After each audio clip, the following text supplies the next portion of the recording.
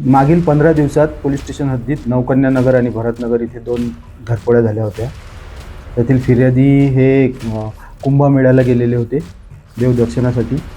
त्यांच्या बंद घरातून 2 घरफोड्या झाल्या. त्यावरून आमचे DV पथकाचे PSI श्री रामलोट साहेब आणि यांची टीम यांनी सतत घरफोडीपासून मागोवा घेत परिसरातील जवळपास त्यांनी आजूबाजूच्या परिसर आणि आजूबाजूच्या पोलीस स्टेशन असे इत्यादी परिसरात त्यांनी त्या घटनेदरम्यानचे जवळपास 115 कॅमेऱ्यातले CCTV फुटेज त्यांनी चेक केले.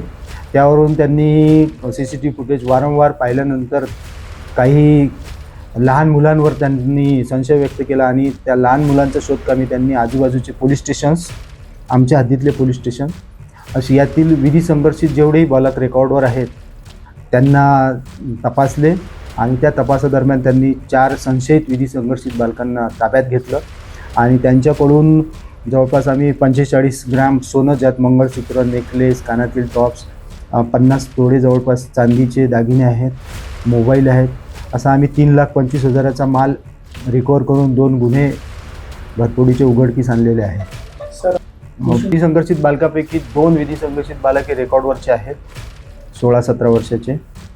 गर्लफ्रेंड, त्यांना मुलींची मैत्री वगैरे त्यांच्या आहेत मैत्रिणी आणि त्यांच्यावर खर्च करण्यासाठी वारंवार त्यांना पैसे लागतात आणि त्यासाठी ते अशा प्रकारचे कृत्य करतात.